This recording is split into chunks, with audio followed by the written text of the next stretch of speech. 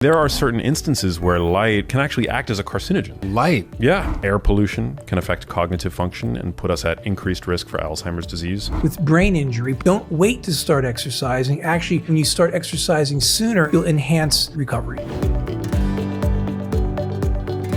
Going back to light, there are certain instances where light, it's been proposed, and this is a rapidly evolving science, we're just at the tip of the iceberg, but can actually act as a carcinogen. Light? Yeah. What kind of light? Well, artificial bright light at night that suppresses the hormone melatonin. Melatonin is a key gatekeeper to the process known as autophagy, which is when our cells clean house. And it's sort of like the KonMari method for biology that it uses to clean up old, worn out, dysfunctional proteins and organelles. It's also involved in DNA repair. Yeah. So DNA damage is at the root of cancer, aging. How we get rid of waste and how we repair our systems is regulated by melatonin and light. Yeah. So, I think that's kind of a bold statement, and it's a hypothesis that certainly warrants further testing to know for sure. But there is a well-documented increased risk of certain cancers seen in night shift workers, which make up 20% of the global workforce. Yeah. So getting bright light into your eyes in the morning is crucially important for anchoring your body's circadian rhythm, which guides everything from how coordinated we feel, how much focus we're able to have, how much energy we're able to have, how well we digest and metabolize food.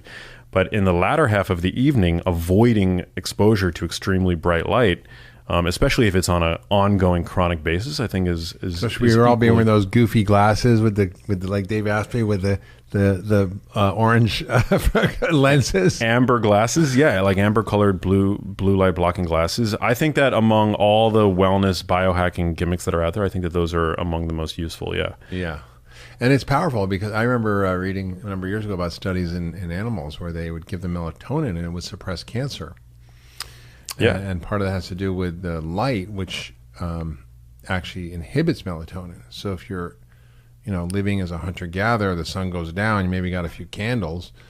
Maybe they didn't have candles back then. Maybe they didn't have fire when we started out. Yeah. And our bodies are designed that way. And now we have this incredible light that's such an issue. I remember reading a book a number of years ago called Lights Out. You ever come across that book? By T.S. Wiley? Yeah. Yeah.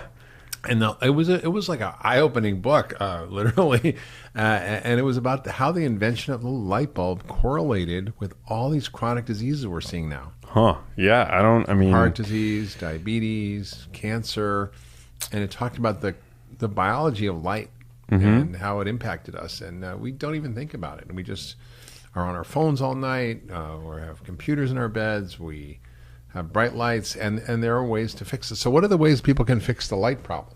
Yeah.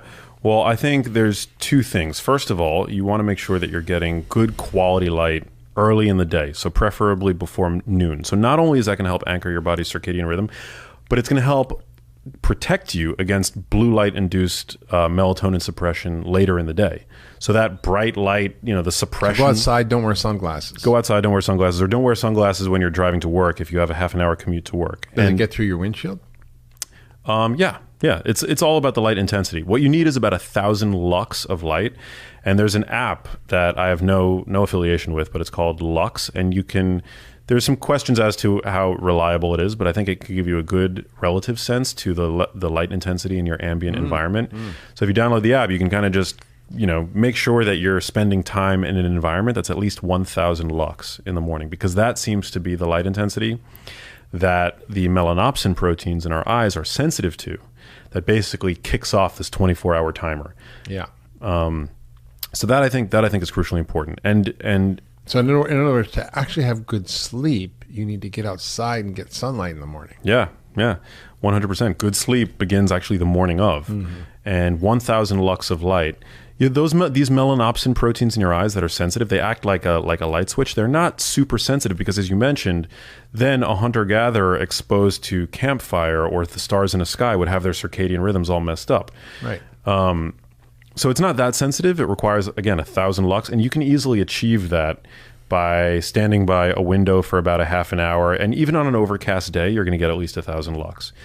Now, the problem is maintaining that circadian rhythm has become one of the central challenges of modern life, because that light intensity, which 150, 200 years ago, nothing would be 1,000 lux. No, there would be no artificial, light source that would reach 1,000 lux, right?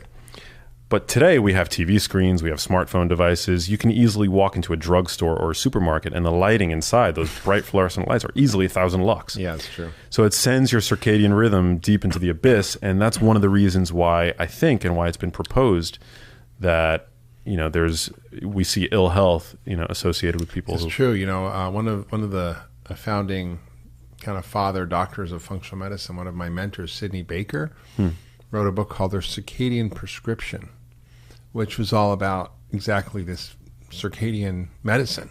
And there's even things like chronobiology, where there are different chemotherapy drugs that work better at different times. Different organs are active at different times, and they work better. And I think he even described in the book how in sports, if you look at the statistics, that teams that have to cross time zones typically lose more than the ones who don't and who are playing at home. Interesting. Yeah, so it's a huge factor. So besides light, what else have you found that was sort of unusual in your targeting optimization of the brain and the body, or the brain body, or the body mind, or the mind body, or no, it's everything? It's the same thing. There is no separation. Is the point? No separation. I talk about the relationship that we have with temperature and how important that is. So cryotherapy, saunas, saunas, hot and cold. Yeah, and I always try to make things like my recommendations achievable by average people. So you might not have access to a sauna, you might not have access to a cryotherapy chamber, but just getting into colder water, taking a cold shower, or wearing your skivvies like on your terrace during the cooler months can all be a great way of activating these ancient thermoregulatory mechanisms that we all have in us that we've allowed to gather dust, because we all live in a state of chronic climate control. And I think that by staying in that climate comfort zone all the time, it undermines some really powerful reparative and restorative pathways that we have in our body. So what's the science of that? Well, I mean, being exposed to cold air boosts the proliferation of brown fat.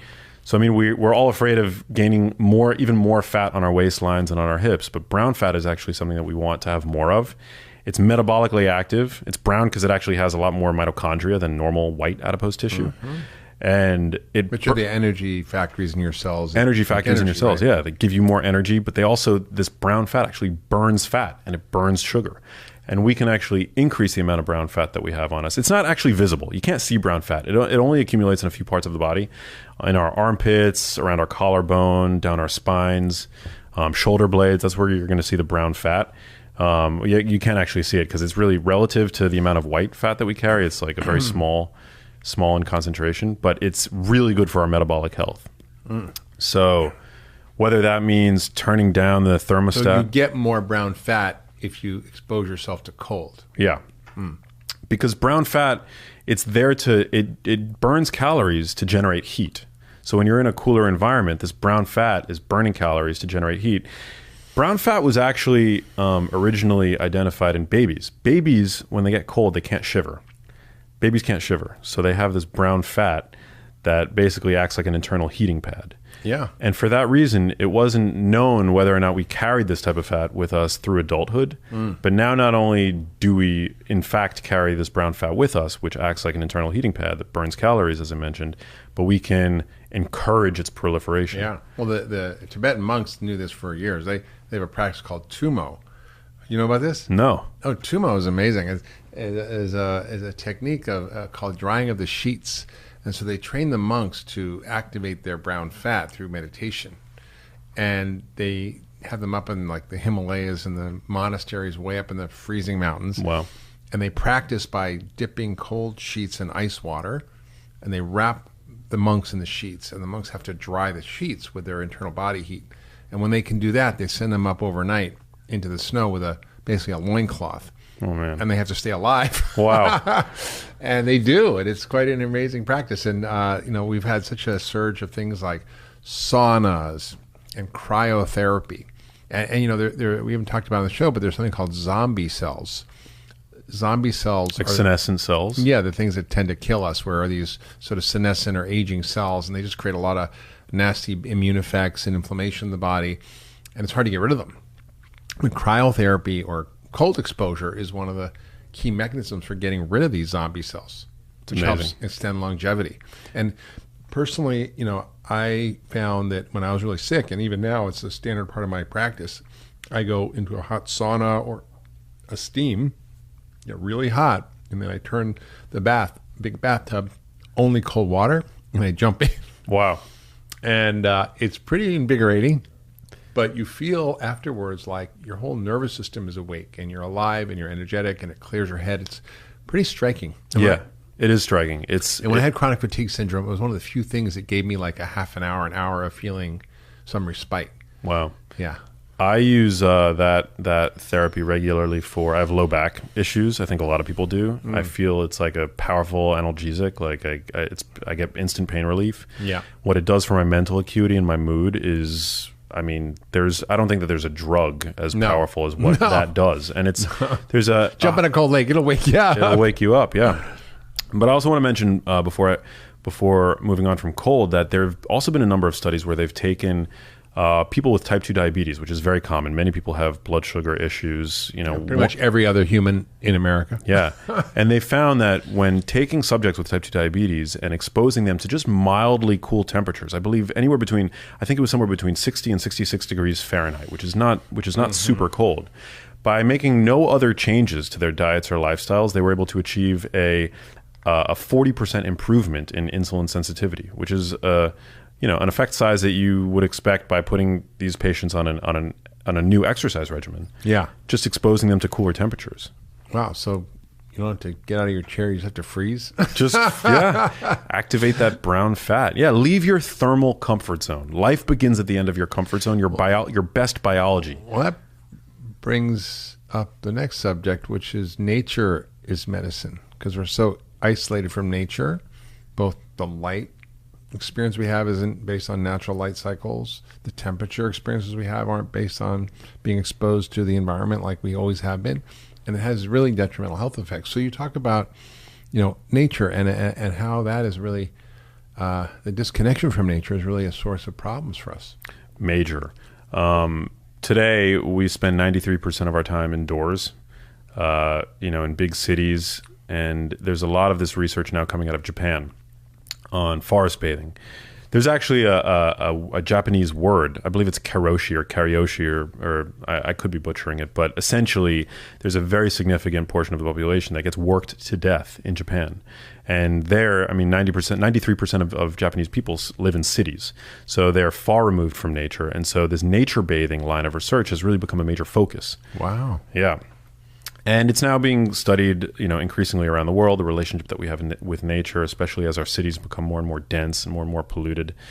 But in The Genius Life, I talk all about how air pollution can affect cognitive function and put us at increased risk for Alzheimer's disease. 20% of Alzheimer's cases might be owed actually to heavily polluted air. And today, 52% of Americans live in environments with heavily polluted air. Isn't there there's some UV app on your phone where you can tell the air quality? The air quality index. Yeah, you can. I believe you can actually. I think the weather app on an iPhone tells you the air quality. But my niece lives in Houston. She says every day they get warnings not to go outside. It's scary. And our indoor home air can be just as polluted, if not more polluted. It can be. Than outdoor air. But in regard to outdoor air, what I think is really the most pressing of concerns where brain health is concerned is what's called fine particulate matter. So airborne particles that are 2.5 micrometers or smaller that are actually able to enter. We breathe these particles in. They enter circulation and they can pierce the blood-brain barrier and enter the brains. And they're doing studies now in very polluted parts of the world, like in Mexico City, where they'll take children and they'll actually see these particles like magnetite, which is made of iron, in the brains of children. Wow. And what's very interesting, Mark, like Rudy Tanzi up at Harvard doing all this research on, viruses in the brain and how it can... The microbiome of the brain. Yeah, the microbiome of the brain and how amyloid might be a response to an inflammatory insult in the brain. Amyloid is like the gunk that clogs up your brain if you have Alzheimer's, and it's sort of a response to inflammation. It's sort of like a Band-Aid in a way. Yeah. Right. What they're seeing now is amyloid presence in brains that of people who have inhabited very highly air polluted, areas with very high level concentrations of air pollution. Yeah. So whether it's like magnetite, or other fine particles, or the herpes virus, amyloid is like this protein which may be actually coming to the rescue. But the point is that being in a place where there's a high concentration of air pollution might actually be creating this inflammatory insult to the brain, which is causing this a very early presence of the pathologies that we associate with Alzheimer's disease. So connect that back to nature, because you're saying we should all move out of cities and become farmers. More connected to nature, yeah. That would be good. Yeah. I mean, there are some things that you can do. So spending more time in nature, I think is super important, especially if you are at heightened genetic risk for Alzheimer's disease. So if you're an ApoE4 allele carrier, making an effort to spend more time in nature. And that's a gene that increases your risk if you have two of those genes, like of getting Alzheimer's by 14-fold, 75%.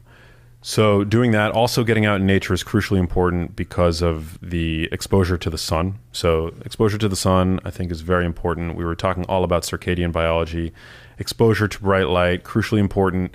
Vitamin D deficiency is thought to be a risk factor for developing Alzheimer's disease. There's a review of environmental risk factors that I talk about in the book, and vitamin D was one of the top. Yeah.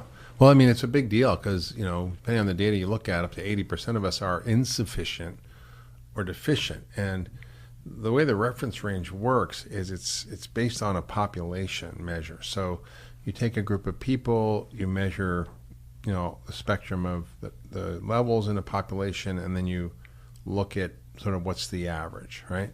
And you have like 2 standard deviations from that, and you can kind of determine what's quote normal. But normal isn't optimal. If you were a Martian and you landed in America today, 75% of Americans are overweight. It would be normal to be overweight. It does not mean it's optimal. So the levels we often see in the laboratory ranges are not really where we should be hitting. The levels can be 20 or 30, but you should really probably have 45, 50, 60 at least. And I think, probably 80% of us are deficient or insufficient, and that leads to depression. It leads to increased Parkinson's, Alzheimer's, cancer, so many different things. And I think, there's been mixed data about where placing it, fixing it or not. And I think it's complicated because when you're people are eating, garbage and they throw vitamin D in there, it's not going to help them. Yes, correct. If they're not exercising, they're smoking, they're drinking a lot, they're eating crap, you take a vitamin D, it's not going to do anything. But if in all things being equal, people who are low in vitamin D have higher risk of this. And if you clean up your lifestyle and you're still low in vitamin D, it'll make a big difference. Yeah, I'm glad you brought up context, because one thing that very few people know, you could be spending as much time in the sun as you want, frolicking all day, in the beautiful warming rays of the sun, or even supplementing with vitamin D. But if you're not getting adequate magnesium in your diet, which 50% of the population does not get adequate magnesium, the enzymes that convert the vitamin D that your skin creates into its active hormone form in the body, all are magnesium dependent. Yeah. And magnesium, half of us don't consume adequate magnesium. It's found in dark leafy greens, pumpkin seeds, dark chocolate, almonds. Yeah. And and a lot of things cause us to lose magnesium: stress, coffee, alcohol, sugar, caffeine, all those things we love. Exactly. Magnesium is like an anti-aging, it's a macro mineral. We don't consume enough of it, and it's involved in all of the DNA repair enzymes. We were talking a little bit about DNA damage. They all require magnesium as a cofactor. It's involved in ATP synthesis, so energy production. It's so true. I see so much in my practice, and these patients come in with all these magnesium deficient symptoms, and they think I'm a genius when I give them magnesium and they go away. Things like migraines or headaches, constipation, muscle cramps, twitching, palpitations, anxiety, insomnia, anything that's irritable, twitches or spasms in any way or cramps is usually magnesium deficiency. Mm-hmm. And it's so easy when people take it, they go, oh my God, I didn't know I was so low. And I think you're right. It's so prevalent. And I think as you age also, your skin doesn't really convert vitamin D as well either, right? Yeah. If I make specific recommendations in the book for people, no matter where they are in their life, no matter what age they are, it's important. Context is everything really. But you're right. People who are overweight, people who have darker skin complexions, people who are older, they probably are going to need to spend more time in the sun to create the same amount of vitamin D. So I once learned from Michael Hollick, who's a vitamin D expert. he said, if you really want to get adequate vitamin D without taking vitamin D, you have to basically be practically naked between 10 and 2 in the daytime for 20 minutes south of Atlanta. Wow. Yeah. And, that probably isn't happening for 99% of people. Yeah, it's tough. It's tough. I try to get into the sun as much as I can. Because the other thing about the sun, we as humans, I think that reductionist approach that we were talking about, I think we're hardwired to try to break everything down. And I forget maybe it was Michael Pollan, but in nutrition, they call it Nutritionism. Yeah. Where they like to break down foods into just the bare essentials to see if we can replicate it in a pill form. And that hasn't, really... Or identify, or we even do worse. We sort of identify the bad ingredients like saturated fat or sugar or whatever. And so we focus on regulating those in food. And then the food companies just kind of dial up or down different ingredients to sort of make it, quote, healthier. But it's not really. It's still junk food. Yeah, right? Exactly. And so I think we can apply the same thing to the benefits of getting sun exposure on our skin and in through our eyes. So, vitamin D is created when the UVB rays from the sun reach our skin. But UVA rays might actually be useful in terms of creating nitric oxide and actually helping us lower our blood pressure. Yeah, that's pretty cool. Yeah. So blood pressure is another topic that I talk about in the book because it's so related to brain health. If you want your brain to be performing well, if you want it to age well, you really have to make sure that your blood pressure is in a healthy range. And getting the right amount of sunlight can help. Now, what are the 3 basic food rules that you live by? Me? Yeah. Well, I always joke because I used to teach a lot of churches, and I go, ask yourself one question when you're shopping. Did God make this or did man make this, right? Did God make a Twinkie? No. Did God make an avocado? Yeah. Pretty simple rule. Yeah. And you can even take that to its logical extreme. Did God make a feedlot cow? No. Did God make a grass-fed cow? Yes, right? Sure. So you can kind of go down the line on all that.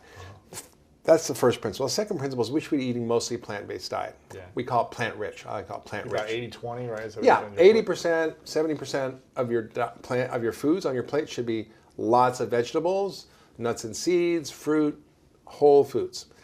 And the third principle is we need a lot of good fats. Avocados, olive oil. I think there's controversies about some things. Nuts and seeds are good, but then there's the whole saturated fat debate, which we can get into, where refined oils. But essentially, we need a lot of good fats, low starch and sugar, plant-rich diet, and stay away from processed food. Yeah. Now, should that be true for everyone, or does it depend on your body type, your blood type, your genetics? So I jokingly call this the pegan diet, right? Because I was sitting on a panel with friends of mine. One was paleo, one was vegan. They were fighting, and I'm like, listen, guys, you're paleo, you're vegan, I must be a pegan. And I was joking. And then it occurred to me that, there was more in common than there was different. Yeah. And we could come up with these general nutritional principles that nobody's going to disagree with, right? Nobody thinks we should be eating a lot of starch and sugar. Everybody thinks we should be eating more plants. Everybody thinks if we eat animal protein that we should eat only sustainably raised or harvested or grass-finished protein. That we should eat fish, but it should only be fish that's low in mercury and toxins, that doesn't overfish the oceans, that if it's farm-raised, it should be sustainable. We should eat lots of good fats. There are a few outliers who still are holding on to low-fat dogma, but the train has left the station on that one. Yeah. And so there's these simple, that nobody thinks we should be consuming pesticides and herbicides and GMO, that we should be having 3 pounds of food additives per person every year. Nobody thinks we should be eating those things. Like nobody's going to say, okay, I think you should have more butylated hydroxytoluene with your salad. Right? Or red dye number 40, right? Right. These are things that are sort of inserted into our diet. So those are principles that I've sort of outlined, and it's adaptable. What about grains and beans? Well, some people do well on them, some people don't, and it really is individual. But I talk about if you are going to, here's the things to know about. Here's the grains to eat. Here's what you should or shouldn't do. Gluten, why is it a problem? Who is it a problem for? Is our current wheat the wheat we used to eat? Right, No, it's not. So that has an impact. What should we focus on? Could you have rye, which is has gluten in it, but it's probably, if you're not gluten sensitive, a much better food. So it goes through every single chapter. I go through meat, poultry, fish, eggs, vegetables, fruit, nuts, seeds, beans, grains. And I talk about the controversies. What are the people fighting about? What does the science say? What do we know? What do we not know? There's still stuff we are learning, right? We're still discovering every day. So it's really kind of a foundational principle book. It's not extreme. It's sort of middle of the road. This is kind of the Bible for you then. Kind of. It's all the things you've learned. pretty much 40 plus years now, 14 books. Yes, it is. It's actually different than other books I've written because the other books are more topic specific. Yeah. They're on the brain or they're on metabolism Sugar, or diabetes or yeah. sugar. This is really, if you're an eater, and there's about 9 billion of us, it's probably something that'll help. And I also talk about how do you eat, not just for your own health, right? But what is the overall footprint of the food you eat? What's the health footprint, the economic footprint, the carbon footprint, the environmental footprint, the educational footprint, the national security footprint, and even poverty and social justice footprint of what you eat? Because there are things we can't change as individuals. We can't end nuclear war. We can't, single-handedly, end climate change. But we can change what we eat because we do it all the time. Yeah. And the choices we make matter. I mean, I was just with the vice chairman of Pepsi, who's my new best friend. You can imagine. We had a great time together. And, we don't agree on a lot of things. Right. But it was fascinating listening to him talk about what's happening in the company as they're trying to shift to meet the consumer demand. Really? So they're like, how do we create special, and he introduced me to this engineer who was working for him, how do we create special types of packaging that's compostable, but that keeps the food fresh? We don't need to use preservatives or artificial ingredients, and we can have whole foods that we distribute globally. And I'm like, wow, that's a great thing to be looking at, right? Right. So they're thinking, and he said, I was also asked to talk to the USDA annual meeting, the agriculture department. And I'm like, yes, Pepsi. But he's talking about regenerative agriculture. He's talking about how we're losing water by our farming practices. We're losing soil. We need to change that. And they have enormous power because they're, if you count their bottling facilities, Yeah. they're probably the #1 food company in the world, up there with Nestle. Right. And they are interested in doing this. And I'm like thinking, wow, here's the vice chairman of Pepsi talking about regenerative agriculture. I'm like, holy cow. That's pretty cool. Yeah, They want because to make an impact. Yeah, they can have an impact, but they're responding to the demands of the culture. They're responding to people who are voting with their forks. So Right. It's a hopeful message. You not only get to change yourself, but you get to impact everything. I mean, imagine if everybody in the world for one day had an eat-in where they only ate real, fresh, whole food, and they didn't shop or buy anything in a package that's processed in any way, and didn't go to any fast food restaurants, and just ate at home and cooked a meal Game together. changer. Totally. Just for one day. Imagine if we did that for a week or a month. The whole system would change. Wow. Yeah. Now, as a functional medicine doctor, I believe that you're more of like a therapist for a lot of people too. They come to you with all their challenges. They feel pain in one thing, but there's something all else that's connected, affecting right. them, right? Yeah. What do you think is the main thing that they're feeding themselves, maybe that's not food, Yeah. that affects them on the pain or their body or... Yeah, I think people are feeding their feelings a lot of time. I mean, food has such an effect on mood. It's so connected to how we think and feel. And so when we're feeling sad or depressed, we can stimulate our biology through food, whether it's caffeine or alcohol or sugar or other chemicals in food that actually stimulate our brain to sort of feel better for a minute, right? Yeah. And so we do that, and we're human, and we don't understand the difference, and we don't know what's going on. We don't see we're in this vicious cycle. And it's tough, and people have hard lives and hard situations, but I believe in the power of community. I believe in the power of each other to help support the change. It's got to happen that way, and that's what we do. We work with communities. We work in churches. We help people become empowered in schools to actually start to do this together, and it's so much more fun. It holds people accountable. It inspires people to change, and it works. And if we look at behavior change, which is the biggest thing we're talking about here, the hardest thing to do is on your own. So hard. I always say friend power is far more powerful than willpower. It's way easier to stay consistent with something with someone else supporting you, an accountability partner, a coach, whatever it may be, than trying to do it on your own. Absolutely. It's almost impossible to do it on your own. Right, and that's why people listen to your podcast and seek out these things, because they're looking for some connection to something that they can hold on to, that inspires them, that uplifts them, that gives them an idea of how they can be better. What's the biggest challenge you face in your life right now that you could improve on or get better at? Health-wise? Anything. You're this top expert, super credible doctor, Cleveland Clinic. Seems like you got it all figured out, but what's the thing, either personal or fitness or emotional, or I think that you can improve on? Well, I recently got married, and I have the most amazing wife, and I'm just growing and growing and learning. And how do I be like the best version of myself? How do I be fully expressed and honest and in integrity and like value what's actually happening? And I think that's like my most important work. A lot of my career, I just focused on my work, Yeah. and I'm like, wait a minute, this something else here going on. Right. So what's the biggest challenge you face with this new chapter? I think my phone. So I actually, I'm giving her for our anniversary present a box, which is a little like sealed box that I'm going to put my phone in when we're together. For what, an hour? No, for a weekend Wow. or longer. Okay. And I'm going to tell my assistant if she needs anything to call her phone. If it's an emergency. Yeah. But I'm like, it's a symbolic, but it's like, and it's sort of invasive. And I'm like, nothing is that important that should interfere with our human connections. Right. There's one other thing though I'm working on. What's It's struggling. It's a struggle for me because, I feel like I've been lucky enough to see the emerging patterns that are changing in medicine and how we've come to think about disease quite differently based on the science called functional medicine. But it's taking a long time to get it up to running and scale. And that's a challenge to figure out how to do that well. And the second thing is the food system, because I feel like if we can all get how powerful we are as individuals, as communities, when we band together to do something around the food system, it's bigger than anything we could ever do. Because, for example, civil rights, that affects one group of people. Women's rights, a large group of people. Gay rights, a large group of people, but small. Food affects everybody. And people don't understand how our food system is keeping them down and is limiting our ability to thrive and succeed as individuals or as a society. And that's my next phase of my work is figuring out how do we empower people around the food system to understand these connections, to understand how to become empowered, how to activate movements in communities to sort of change the way we do things, and just to then inspire policy change, because all has to come to that. Right now, our food policies, just the Farm Bill alone, which is every 10 years, it's about $1 trillion bill.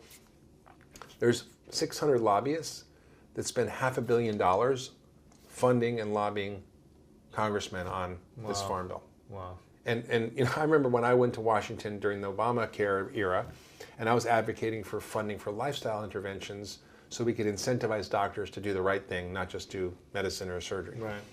And everybody was like, this is the greatest idea. And, they would say, what lobby group are you from?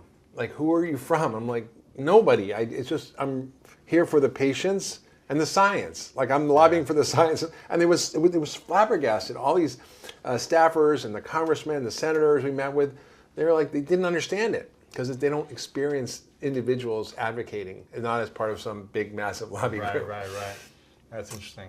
I'm curious now, when did you become a doctor? When did I go to medical school? 40 years ago when you I graduated medical school 31 years ago. 41 years ago. 31 years 31 years ago. I graduated medical school, yeah. But you got into it 40 years ago. Yeah, well, I got into nutrition when I went to college. Gotcha, okay. So 31 years you've been, is it called licensed doctor, or what do you call certified yeah, doctor? I got my MD degree in 1987. Okay, 31 years ago. I'm curious, what were the beliefs that you had going in 31 years ago that was industry standard? That was like, this is the belief of medicine or food or the body Well, that you believed in so wholeheartedly, but now you've realized 31 years later is completely false. Well, actually, I have ODD. You know what that is? What's that? I'm odd. Yes. And I was weird from the beginning. So I was a vegetarian in college. I was a yoga teacher before I was a doctor.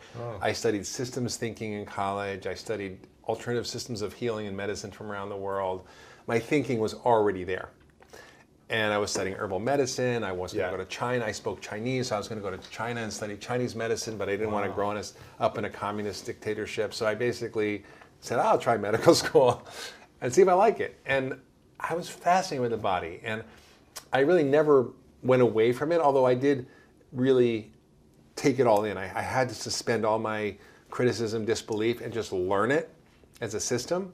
Then I could unpack it. And so then I began to sort of unpack it and discovered functional medicine early on. And since then, I've just been focused on that as the new model for thinking about the body as a whole dynamic system. Was there any belief that you had after you learned everything from medical school where you realized you believed in something that became debunked over the last 31 years? Yeah, I mean, I really believe that there were these diseases that we label and name, and that they were real things. Just like, when you get a TB bacteria, that's a real thing, that you get tuberculosis when you have TB bacteria exposure. But chronic disease isn't like that. So we've created these categories of disease, like dementia or diabetes or cancer or rheumatoid arthritis or irritable bowel, or whatever it is. And we group people according to symptoms, not according to causes. I was just with Thomas Insel, who was the former head of the National Institutes of Mental Health. And I'd asked him before, I said, what do you think of the DSM-5, which is the diagnostic category for psychiatric illness?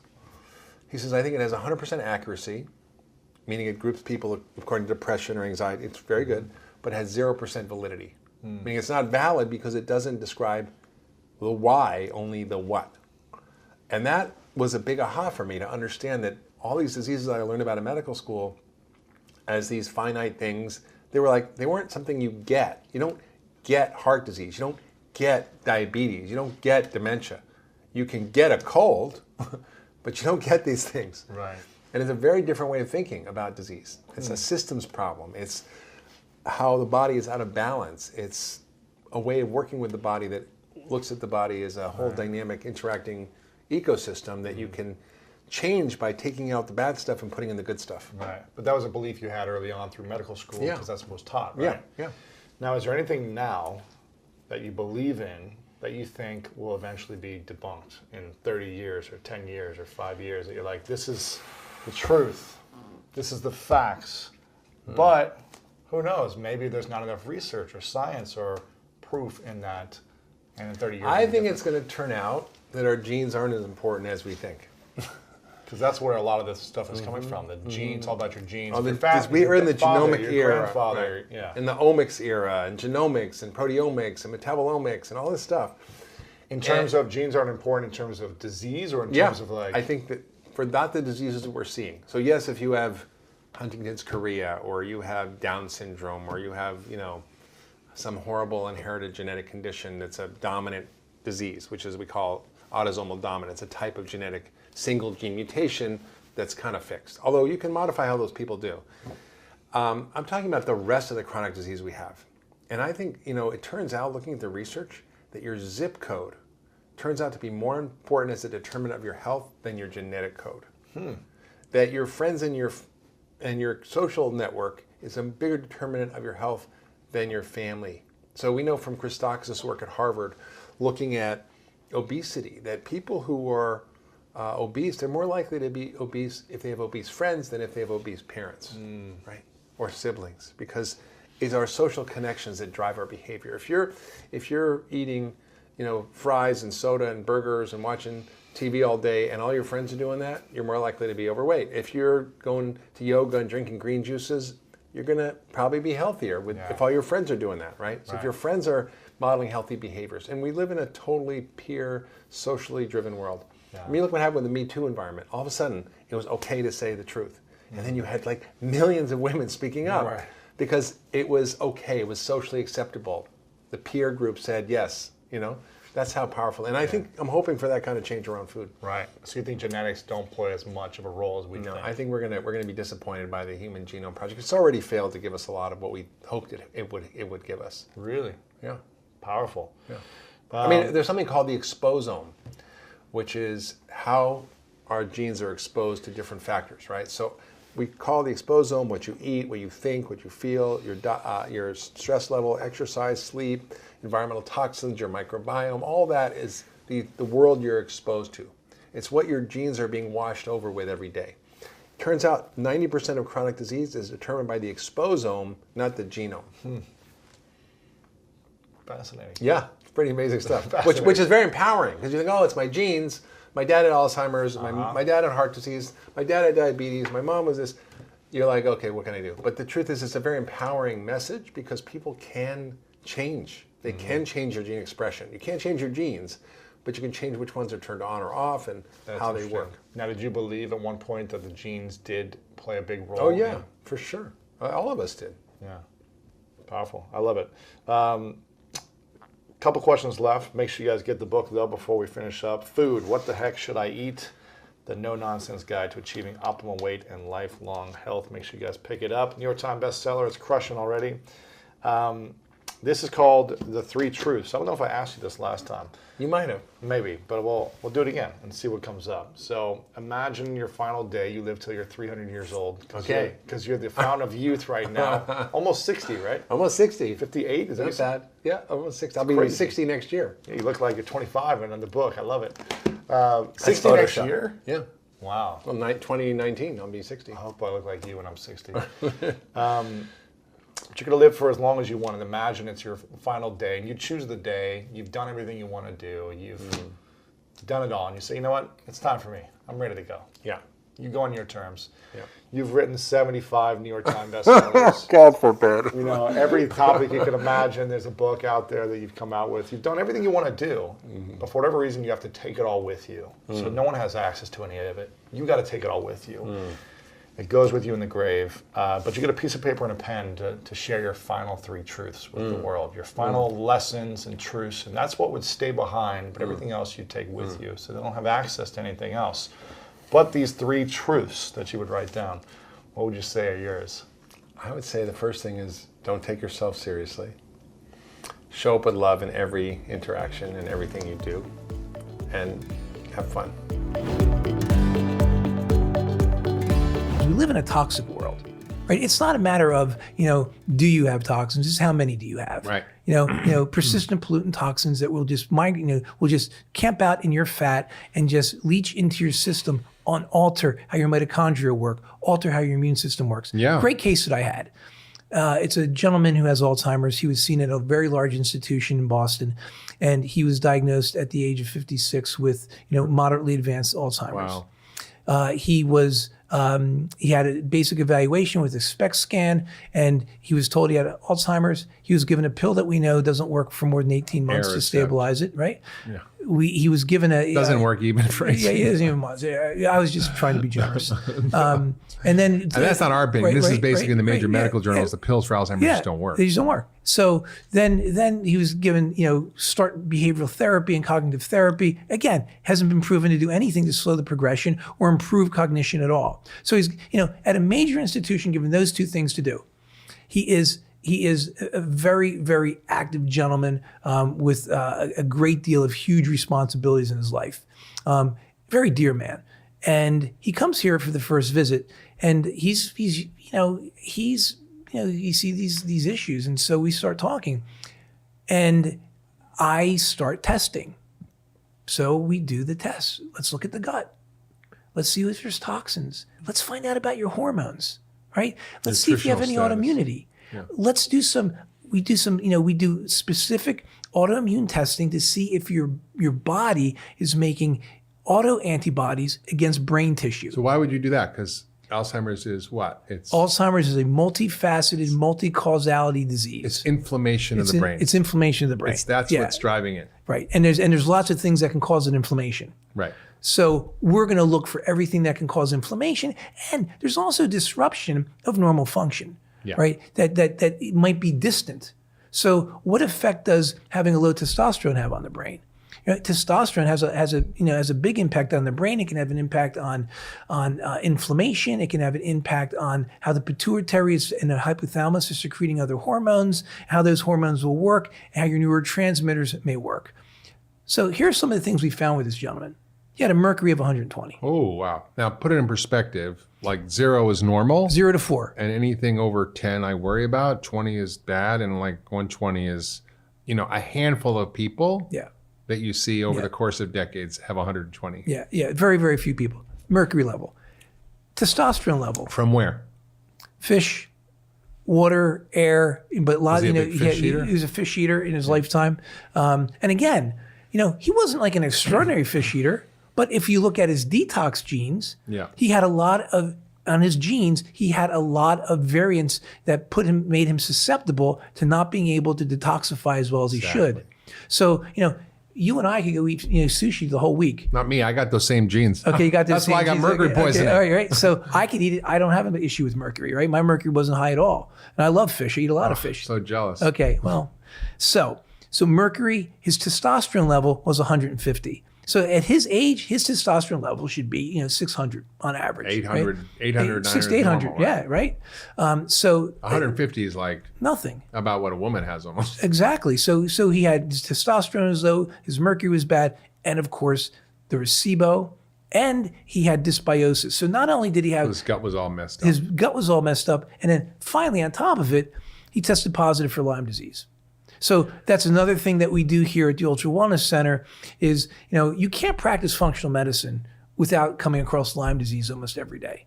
It's stealth infections.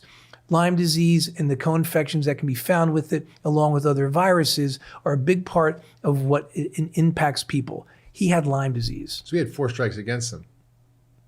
And so here's what's really interesting. We arranged for him to get some really intensive Lyme disease treatment at another clinic in Germany, and where they do hypothermia. And they give IV antibiotics when you're by making somebody really warm. You are able to. That's when the bacteria are most susceptible to antibiotics. And so at that really high temperature, about 107 degrees, they're going to put an IV infusion of an antibiotic in and fight the infection. Yeah. It can be I did that. I went to Santa Viva and I had okay. hyperthermia and I had Right. Lyme disease and babesia and I had night sweats all the time and I did the treatment and it kind of went away. And I've seen this case after case. Now, it's not something that's available in the United States, but it can be very powerful treatment. Yeah. So in his particular case, we chose that direction because of the degree of the severity of what he was facing. Yeah. So we wanted to let's just hit this hard, hit it fast. Yeah. It was something we really believed in. So we arranged for him, and I worked with those doctors at the St. George Clinic, and then we treated his mercury. We started treating his testosterone using first getting him to sleep better, working on his nutrition. I always like to work on lifestyle before I start treating directly with hormones. Then we added in some hormones that would benefit his testosterone levels. And at 6 months, he had stabilized. So he had not worsened. At 6 months, actually about the 8th month mark, when we saw where he was at, he was still working, and he noticed that his memory had not gotten any worse than it had been. And so we're continuing to work. It's a story that's ongoing, but really, really exciting because... And that's important to say that this is a progressive disease Absolutely. because usually a year later, people are a lot worse, right? I was thrilled that at 8 months, he wasn't worse. And were his numbers better? Right. Oh, absolutely. His testosterone levels were up to like 500 at that point. Mercury level was coming down. Mercury can be hard to bring down. It can take a period of time. But I do like to remind people, he was very excited to know there are things I can work on. See, he left a large institution with things to do that weren't Right. going to work. It's sort of hopeless. So this is a really important point with functional medicine. Alzheimer's is a diagnosis. It's not the cause. No. And functional medicine helps you figure out what that is. Doesn't mean everybody with Alzheimer's has those things, although they're common. But tick infections, heavy metals, hormonal issues, gut issues, things you can actually treat. And I think this is such a big difference between functional medicine, what we do here at the Ultra Wellness Center in Lenox, Massachusetts, and what people get when they go to a traditional physician. Right. They're not having somebody pull back the hood and look underneath and see what's going on. They go, oh, I know what's wrong with you. You have Alzheimer's. No, that's just the name of the problem. Right. Now let's start to figure out what's going on. And that's beautiful. We we see everything here. We see autoimmune diseases from Hashimoto's thyroiditis to ulcerative colitis to rheumatoid arthritis. We see Alzheimer's disease, ADHD, autism. We see people with... It doesn't matter what diagnosis you have because we Exactly. treat the system, not the symptoms or diseases. Exactly. And when you do that, whatever they have Right. has a chance of And that's the significantly point I getting want to better. make. We see everybody with everything from every age, and we end up being able to help them more than the specialist did because we're looking at everything and we're getting to the root cause. And so in a course of a week, I can see a 2-year-old or a 3-year-old with autism, Yeah. and I can see a 62-year-old with ALS. Right. I can see a woman with depression, no libido, fibromyalgia, and it's all in my purview. Yeah. And it's all really That's a exciting. really important point. People say, well, do you treat this? Do you treat that? I'm like, I treat things I've never seen. I never had a patient with vestibular migraines before. I mean, I don't know that much about it other than, the basics, what I learned in medical school. But I know how to treat the body. I know how to treat the system. I know how to treat a human being and look for the root causes. And when you do that, even if you don't exactly understand the disease, it'll often dramatically improve or reverse completely. Absolutely.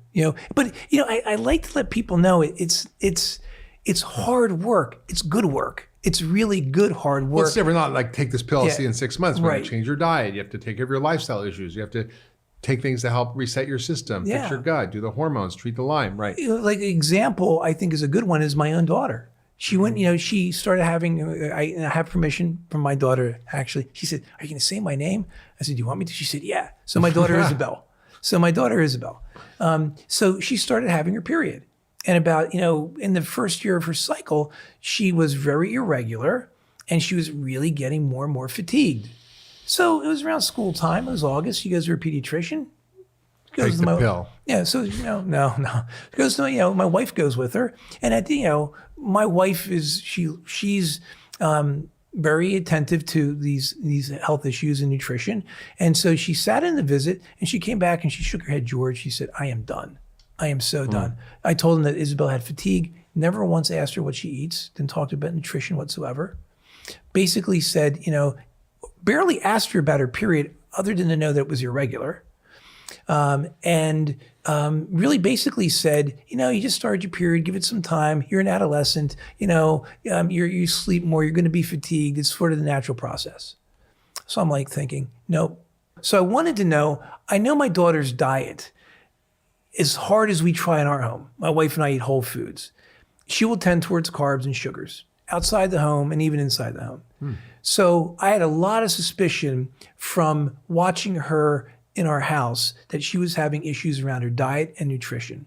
So the first thing I wanted to do was find out if she was having any food sensitivities. So we did some IgG antibody testing, which looks at food sensitivities, not necessarily food allergies. So IgE looks at food allergies. Like you have a peanut allergy or peanut self-allergy. allergy. That's anaphylaxis. That you'll know You in a eat minute. it, you turn blue. But you stop IgG is breathing. like, you might not know. You might eat, Right. you eat red on strawberry, Monday and on Wednesday you get a headache. Right. Strawberry on Friday night and Sunday you have, red cheeks. That's sensitivity. Now you can have sensitivities and you never make the connection to food. My daughter had huge sensitivities to gluten. Gluten is a really bad thing. We're going to talk about it in a second. Milk, egg, and then multiple other foods, which goes to that whole leaky gut she had a syndrome. leaky gut, She had a yeah. leaky gut. Checked her thyroid. Your TSH should be, in general, if you look at numbers, 4.5 or less. Hers was 5.8. Yikes, that's like low thyroid. I checked her thyroid antibodies. When the body begins to make antibodies against self-tissue, my daughter had antibodies against her thyroid. Wow.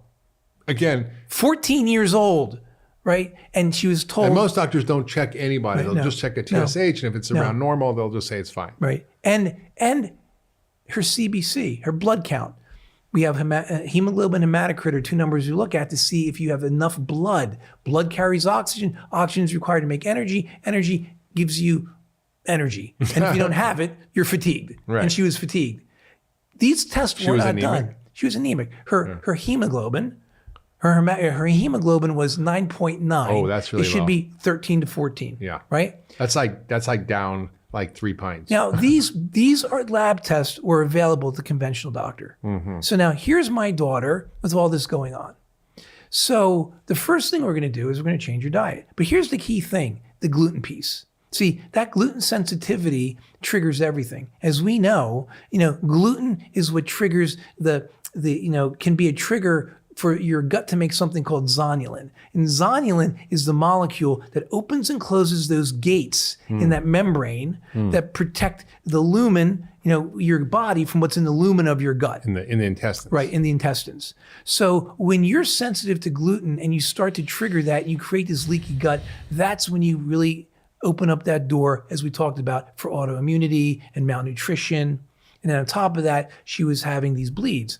The last thing I checked, Mark, was her hormones. Well, before you jump to that, I just want to yeah. recap that because that's important. So gluten basically damages your gut lining, which then causes leaky gut, but it also prevents iron absorption, Yep. which is why she was anemic. It also triggers autoimmunity, particularly thyroid autoimmunity. So a lot of people with Hashimoto's is caused by gluten. So when you sort of dial back, you can get to the root cause and see what happens. So, and then on top of that, as a quick aside, I checked the hormones, and you can do this ratio between your progesterone and your estrogen. When a woman's irregular like that, you should really check that, because if you have a relative elevated estrogen compared to progesterone, that's called estrogen dominance. And estrogen dominance can impact your cycle. It can make it irregular, and it can make it very heavy. It can lead to a lot of PMS and depression, and it can last for half the month. Yeah. Okay, so all this was going on. By the way, 75% of women have PMS. That is not a normal condition No, of it's women. not. It's because of our diet, our stress, our lifestyle, our gut, Our food. So many different things drive it. That has hormones in it. You know, we just, the whole, issue with hormones in our food. And guess what's the biggest driver of high estrogen levels? Sugar. Sugar and hormones in our food. And starch. Exactly. So my daughter is a perfect example of the modern diet, despite, believe me, I got to say this, parents who eat really well, have a garden in the backyard, and do some. And teenagers are temporarily psychotic. It's part of the point I want to make, and this is the point, is that she is fortunate to have me as her dad, because if she didn't have me, she could have gone a decade or 2 decades thinking, that's just me. Only in her 30s, after a baby or before a baby, or in a stressful time, to just completely break down and all of a sudden have Hashimoto's or rheumatoid or some other immunologic disorder that could have been prevented. And this is what happens. Right? And I've seen this over and over in patients. They'll start out, and you can track their history. We call it the timeline in functional medicine. We track, okay, this person was born by C-section. Their gut doesn't get developed in the microbiome. They had antibiotics early on because of ear infections, disrupts their gut microbiome. Maybe they developed some acne, or maybe they got some allergies. And then they get maybe thyroid issues when they're 20. Then they get, when they're 30s, they start getting autoimmunity like rheumatoid arthritis. And it's the same freaking story almost every time. All the time. And you can track it back. So the fact that you got your daughter early is a huge thing. And that allows her to then maybe develop normally and not develop these autoimmune diseases and so forth that we see in so many people. Here's one of the things I want to say about functional medicine. Applying everything that we discover as we ask those questions why, and we do this advanced testing that you're not going to get at another center, is not easy, right? And I know firsthand what it's like to have to change a lifestyle. Not only my daughter's, but in my own, when I dealt with my brain injury, but with my daughter, having to help her sleep better, create a sleep ritual, help her to learn how to meditate, help her to make good food choices. That is not easy work. And so, at the Ultra Wellness Center, we also have coaches. Mm-hmm. So we have coaches that will come alongside of you and will hold you accountable, will work with you to help you devise strategies over a long period of time to change these lifestyles. We know habits don't change for at least 3 months. How can we anticipate that some of the most critical things that are going to make you healthy are going to happen in 2 weeks, 6 weeks, or 8 weeks? It could take 3 years. Yeah. And I like to remind people that. What's fascinating too is that what I see here is that it's not as hard as you might think, because when we put people on a regimen, and I do this pretty aggressively to get them feeling better fast, because I figure if they can have the experience of feeling good, even if there's more work to do, they're going to do it. Right. In other words, in 10 days or 2 weeks, by changing your diet and doing a few simple things, you often see profound differences. What would be the major reasons that we're seeing this pandemic of brain dysfunction and brain fog today? So, brain fog is really a symptom, sort of like cough. So cough can be caused by a cold, bronchitis, pneumonia, postnasal drip, asthma, a whole bunch of things. So you got to figure out, okay, what's driving it? And there is no ICD-10 code for brain fog. You might call it, altered mental status, but oftentimes it's transitory, and that's the really interesting thing. And I've seen patients where they'll get brain fog when they're in a certain building. They'll get brain fog after they've had a certain meal. Certain foods may trigger brain fog. And it is something that I think is intimately connected to the gut. I think and we'll talk about that with this particular case, is gut fermentation is oftentimes a cause for brain fog. I mean, it's like bugs fermenting the food you're eating, creating all these nasty Absolutely. byproducts. That Yeah, makes you and feel drunk. I don't know, Mark, if you've had patients who've had, this is a really interesting thing, because I have patients come in and they say, I feel like my gut is just like bloating and I'm fermenting, and that's exactly what's happening. So Yeah. there is a condition. I just recently had a patient who had autobrewery syndrome. Yeah. And I've seen So you that. have your own like beer factory. in Exactly. your So gut. when you want to make beer, what do? You take sugar and you add yeast to it, and you can actually produce alcohol. And I've had a couple of cases where it was missed, and it's actually not just, the recent findings is it's not just yeast in the gut that do this, but also Klebsiella bacteria. So both bacteria and yeast can actually produce these compounds, which are toxins. Alcohol is a toxin. That's why when you get drunk, you're intoxicated. And you'll actually produce alcohol and other toxins which affect your brain. It's interesting. I never really had that insight before you said that word, intoxicated. You're toxic. toxic. Yeah, toxic. Exactly. That's what intoxicated. I was like, wow, yeah, okay. That's how I explain it to the Took me patients. 6 years to figure that Figure out. that one out. Exactly. Exactly. But I think that what you're saying is very true. I mean, I've had 2 times in my life when I've had severe brain fog. One was when I had mercury poisoning 25 years ago. And my gut was a mess then because the mercury poisoned my gut. I had terrible bloating, distension, diarrhea. And the second time was more recently when I had mold toxicity and I had C. diff, and I also had colitis and gastritis, and my whole gut was a mess, and I had severe brain fog. And it was pretty debilitating. You could barely focus, answer an email, talk to somebody. Oh, yeah, you can't concentrate. You can't concentrate at all.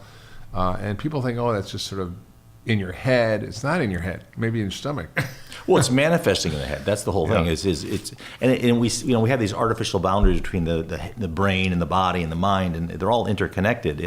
And brain fog is a real it's a real phenomenon. And then you have to sort of figure out what's doing it. The other thing that's interesting that I see with some people with brain fog is just gluten and dairy. Yeah. And I tell patients that one of the most addictive foods is pizza, and the reason for that is that pizza has gluten in it. It's true. You can eat a whole pie, right? Exactly. Oh yeah, I tell you, it's one of the foods that I'll occasionally indulge in, but I don't have it that often because it's not the best food for you. But you have my cauliflower pizza with goat cheese. Yeah, right. And You can make a healthy pizza. Exactly. Yeah. But the 2 foods which are interesting is that gluten and dairy both get broken down. The proteins in those get broken down into caseomorphins and gluteomorphins. And caseomorphins are the ones from dairy, and gluteomorphins are from gluten. And those have morphine-like effects. So you literally become a little high. You get a little high. You get a little foggy in the brain, and it also can cause cravings, and it can sort of make you sleepy. You eat it, and then you get a little sleepy from it also. And that's when children drink breast milk, they go to sleep after they conk out. I mean, that's because of the morphine-like action in milk. Yeah, so that's true. I think it can be our diet, it can be food sensitivities like gluten and dairy, which are really common. And often people going on an elimination diet will have an immediate relief of brain fog, which is something that you don't know you have until you don't have it anymore. Sometimes people just think this sort of slow decline of their cognitive function. They're not realizing that it's actually something that can be reversed, and it can be reversed very quickly. So the second thing is the factors that are in the gut, right? Bacterial overgrowth, yeast overgrowth, we call it dysbiosis. That can also lead to a lot of cognitive issues because your gut's connected to your brain, and that causes this effect when the bugs are out of balance, and it drives inflammation, and then you get inflammation in the brain. Essentially, is what causes brain fog. Absolutely. Well, and the other important thing, and I think I talked with this last time, is that the blood flow from the gut has to go through the liver. And the reason for that is to filter all of the toxins that are there. So there's a lot of immune cells, the Kupffer cells in the liver, and a lot of filtering processes, and detoxification takes place in the liver prior to the blood from the gut then going into the systemic circulation. So sometimes you'll have, in addition to leaky gut, you'll have problems with detoxification in the liver itself. And that's, an example of that is the condition hepatic encephalopathy, which is brain fog. That's essentially. Well, talk about that. What is that for people who don't know what that sounds like a big word? I learned, and I think I mentioned this before, and it was one of the things that really stuck with me is when I worked at the VA hospital, there was a lot of alcoholics, and when you're an alcoholic, you basically turn your liver into a pickled liver. You trash your liver, yeah. You trash your liver, and then you're not able to detoxify. And I would typically see this over and over where patients had cirrhosis of the liver and their liver was not able to detoxify. And then when they would eat foods, especially high protein type meals, they would get hepatic encephalopathy and literally go into a coma. So they would literally get delirium, confusion, absolutely, brain fog. Brain fog. That's And like when the brain they're fog on steroids. And the reason is it was coming from their gut. And what I found so striking when I started learning about functional medicine was that here was a condition in medicine that we knew how to treat by fixing the gut. We gave people antibiotics to sterilize their gut, to kill the bacteria that caused all these byproducts that made people have, basically delirium or encephalopathy and brain fog. So it was like, wow, the gut is connected to the brain. Totally connected to the brain, absolutely. And in some cases, there have been cases of people actually having psychosis from gut dysfunction. Yeah, you mentioned autobrewery syndrome. I remember reading a case of a woman who was arrested for driving under the influence, and it turned out she wasn't drinking, but she had a high blood alcohol level that was coming from her gut. Yeah, it is. Yeah, and it's a very real phenomenon. You have to think about it, and the way that you actually test for that is you can. It's actually quite simple. Is you just have somebody do what I call a pancake challenge. You basically some pancakes full of carbs, but throw some maple syrup on it, eat it, and get a blood draw at 0.0. Eat the meal, and then half an hour later, check your alcohol level. That sounds like a fun medical test. The pancake challenge. I call it the pancake challenge. So we've talked about the gut. We've talked about gluten, dairy, food sensitivities. There are other reasons too. So infections. Infections can do that. Another one that is tick infections. Absolutely. Yeah, tick infections. Lyme. Those are those. I would say that's in addition to brain fog, you get a lot of cognitive dysfunction too, memory issues. It's more severe. It's much more severe. The one thing that I see a lot is allergies. I call it the allergic brain.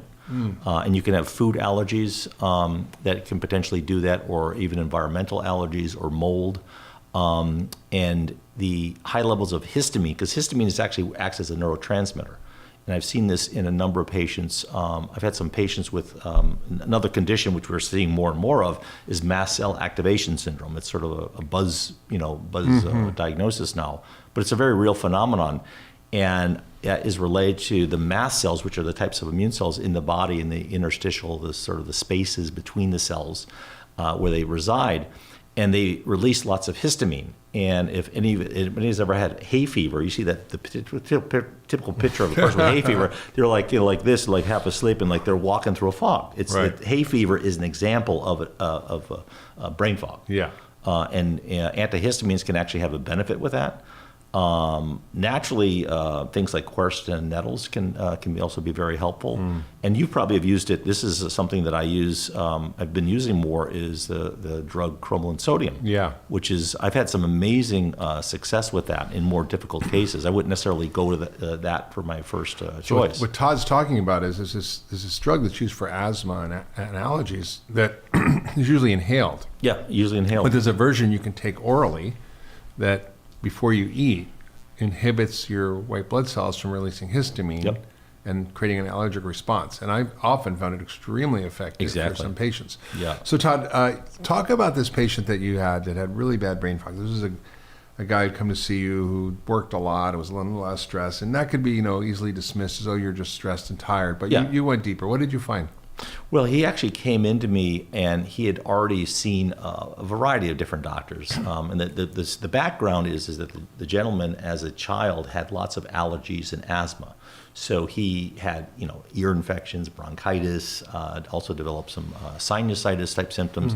So he had multiple rounds of antibiotics. And I always emphasize to patients that when you have an immune dysfunction, look for the gut, because 60 to 70% of your immune system is in the gut. And just like with what's going on with the COVID virus or the COVID-19 syndrome that we're seeing by coronavirus, it's not the virus or the bacteria itself that causes the problem; it's our immune system's response to it. Yeah.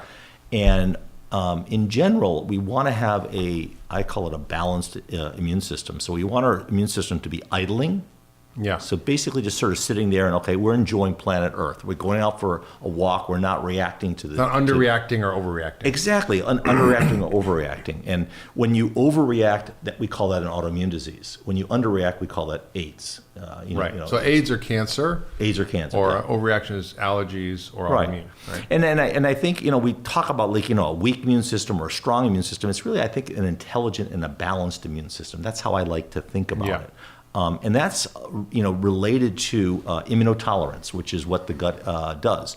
So when we have a healthy gut, we have an immune system that is tolerant to lots of things. And you can eat certain things. You can go out in the environment and you're not going to react to dog dander and all these other things. There are some some people have genetic predispositions towards being more atopic or allergic. But having a healthy gut, especially early on, the priming of the gut is so critical. Having a vaginal birth, being breastfed, not introducing certain foods like gluten early on in Living life. on a farm. Living on a farm, exactly. Being exposed. Being exposed to a lot of and crawling around in the dirt and literally putting dirt in. I call it. Your body's immune system samples planet Earth. Planet Earth is a very dirty place. There's lots of bugs and all kinds of things, and your body learns to be immunotolerant. And one of the things that is really I'd also focus on is part of this immune system is called the Treg cells.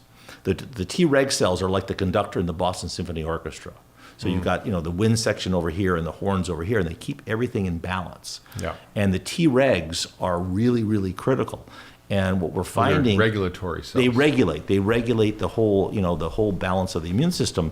And the Tregs that we find out, the two things that are really simple that people can use to upregulate your Tregs to keep things in balance are fibers in the diet. Fibers are the key things that help with regulation of that. And then also, which I use quite a bit in the patients that I see, is vitamin A.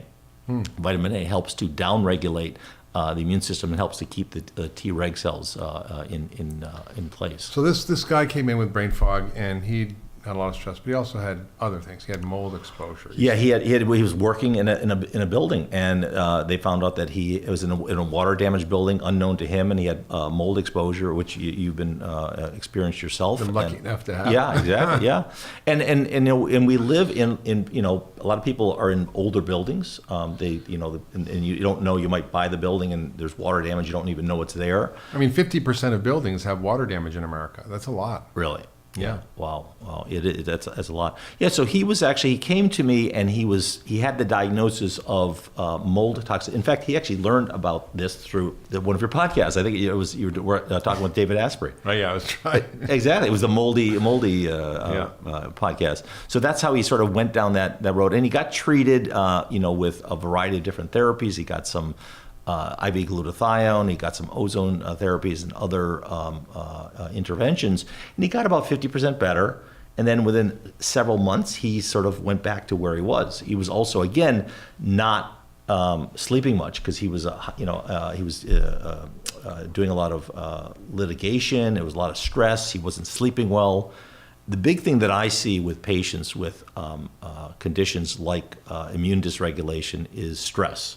And lack of sleep is a stressor, probably the number one stressor. So if people aren't getting a deep restorative sleep, that is a stress to the immune system. Huge. And I was trying to sort of emphasize that you can do that for like 1 or 2 days, but you can't do that on an ongoing basis. So really, really important. I will always emphasize getting good, deep restorative sleep with patients. So I emphasized that with him. So when he came in, he also had a lot of digestive symptoms. He was actually on a whole bunch of inhalers. He was on like Brio, Spiriva, Ventolin, on Xolair injections, Flonase for his sinuses. He also had Xolair is a very expensive, like $20,000 a year, intense immune suppressing medication. Yeah, and he still wasn't better. It still wasn't better. No, exactly. And that actually worked by stabilizing mast cells, which you can actually naturally do. Quercetin actually can help. High dose quercetin can be very helpful for mast cell stabilization. Also good for COVID. Exactly. Yeah. So when he came in here, I did a thorough workup on him, and I did retest him for mold, and he did have some mold, but I compared it to his previous labs, and it wasn't that bad. So I empirically treated him with some binders to sort of help. But he had already moved out of the quote the moldy building that he was You in. get out of the moldy environment and then use these binders to help get the mold toxins out of your system. Right, because the mycotoxins, they do tend to recirculate in the body, the enterohepatic recirculation, so they'll get reabsorbed by the body. And what are the kind of binders you use? In him, I actually used very natural things. I used clay, Mediclay, and I also used activated charcoal. That was pretty much it. And So these are things that don't get absorbed, that suck all the bad stuff out. Oh yeah, exactly. And when you worked in Mercury, right? We used to somebody would overdose on drugs. We would give them charcoal. Yeah, that's right. You make them drink black charcoal. It was terrible. And every now and then they might vomit up on you and get black. We've been there, done that. Yes, Right. Yeah. So this guy had also other stuff, right? He had gluten issues. Oh, and a lot of gut issues. Yeah. And and unfortunately, when he went to the previous doctors who did help him out, they didn't go deep enough. They didn't sort of get all the pieces of the puzzle. So they did not check him for gluten sensitivity, which he markedly was gluten sensitive, and also did the Cyrex testing on him for gluten and Cyrex for leaky gut, and both of those were markedly positive. So those are tests that we use at the Ultra Wellness Center that are a little bit different than traditional food testing that looks at antibodies that aren't true allergy, but there are reactions that our immune system is having against foods, and we can tell what you should and shouldn't eat based on this, what's causing an immune response. Exactly. And then I also did stool testing on him. I did the what I think is sort of the state of the art, the GI map test, which does quantitative PCR for the DNA of bacteria, yeast, viruses, parasites. And he had probably one of the worst cases of dysbiosis I've ever seen. That's imbalance. Yeah, imbalance. Yeah, a lot of imbalances. I tell patients that everybody has hundreds of different kinds of bugs in their gut, and they're a little bit like weeds in a garden. No garden does not have weeds. You just don't want too many weeds. And the interesting thing about the digestive tract and bacteria is that there is a phenomenon which is known as quorum sensing. And quorum sensing means that when certain bacteria reach a critical level, they start acting as bad actors. An example of that is like Clostridium difficile. So when patients get antibiotics and they wipe out the good guys, the bacteria, the C. difficile, somehow or another sense that there's not enough cops around, and they take over the place and they start producing toxins. Yeah. Same thing happens in this particular case. He had one of the highest levels of Pseudomonas bacteria that I've ever seen, and we typically see that in patients with cystic fibrosis. So he had bacterial dysbiosis, that organism plus other organisms. And he had a lot of gut symptoms, right? He had sticky. Yes, exactly. Yep, exactly. A lot of mucus, and that's in my opinion that mucus, that sticky mucus, is a biofilm. That's where the bacteria live. They live in that biofilm layer. And antibiotics and such are very difficult to penetrate that. So you're not having a smooth log that just comes out clean. There may be some problems in there. Exactly. Right? Yeah. And he also had yeast overgrowth, which was not unexpected because of all the antibiotics he had. Oh yeah, absolutely. And the acid blocker he was taking. He was on a proton pump inhibitor. That's one of my. I hate them. They are good and bad. They can be helpful. But I remember when I was in medical school, we talked about this in the podcast. We were told. They just came out and they were like, these are very powerful drugs. You don't want to give them to any patient more than 6 weeks. It shuts down acid production. It's risky long term. And now everybody's on it for life. They're over the counter. Over the counter and for life. And it causes all sorts of disruption in the gut. It causes you to not absorb your nutrients. It causes overgrowth of yeast. It changes the pH. Leaky gut. I mean, it causes irritable bowel. So osteoporosis, pneumonia. B12 deficiency. Yeah, there we go. We can keep going. It's a great way to keep the business going, isn't it? Yeah, I wrote a textbook chapter on reflux, and it was like, we're looking at all the data. It was like, holy cow, this is not good. Exactly. Yeah. And unfortunately, they're handed out like Pez candy. Yeah. I have a whole list of superfoods, but today I want to discuss 5 that I enjoy almost daily now. The first category of superfoods I want to discuss are seeds. Not just any seeds, but 3 seeds. The ones I like are chia, hemp, and flax. Now, chia seeds are a great source of omega-3 fats. They have more calcium than milk, and they're a great source of anti-inflammatory compounds, and they're great for glowing skin and mental health and clarity and much, much more. Chia seeds have 10 grams of fiber in 1 ounce. The fiber in chia seeds is insoluble fiber. It's the kind of fiber that feeds friendly gut bacteria. And that promotes gut health, and it gets fermented into short-chain fatty acids, which are super important for your gut. Feeding friendly intestinal bacteria is super important to keep your gut bacteria well fed for good health. Chia seeds are a great protein source too, and they're higher in protein content than most plants. I also love hemp seeds, which are another great source of fat, and they also pack a good amount of protein, B vitamins, as well as magnesium, zinc, and iron. And flax seeds are another great source of omega-3 fats and dietary fiber, as well as essential vitamins and minerals. And they have powerful anti-cancer hormone balancing compounds called lignans. When someone tells me they're having trouble with constipation, I usually recommend adding ground flax seeds to their smoothies to encourage healthy bowel movements. So all 3 of these seeds can be added to your smoothies, or you can make puddings. Chia seed pudding's awesome, or add them as toppings on berries or coconut yogurt. Options are endless. Okay, my next superfood is MCT oil. That stands for medium chain triglycerides. Now, these are a type of fatty acid that's derived from coconut oil. See, MCT oil is a super fuel for your cells because it boosts fat burning and it increases mental clarity. MCT oil can also help you lose weight because it gets quickly burned and metabolized and speeds up your metabolism. It also gets absorbed directly from the gut into the liver and doesn't get stored as fat, but rather burned quickly and turned into energy. You can add it to your smoothies, your coffee, you can put it up to dress on your veggies, you can put in salad dressings, whatever you like. The next superfood, or shall I say super fiber, that I use almost daily is called glucomannan. You need to get fiber in your diet to keep healthy from top to bottom, as well as provide food for the healthy bacteria that are inside of you to promote health. See, most of us have about 8 grams of fiber. We used to have about 100 grams or 150 grams of fiber as hunter-gatherers, and our bodies really need that. I mean, the African average hunter-gatherer poop is about 2 pounds, whereas the average Westerner is about 4 ounces. It's not very good. Fiber can actually prevent obesity and all chronic diseases of aging.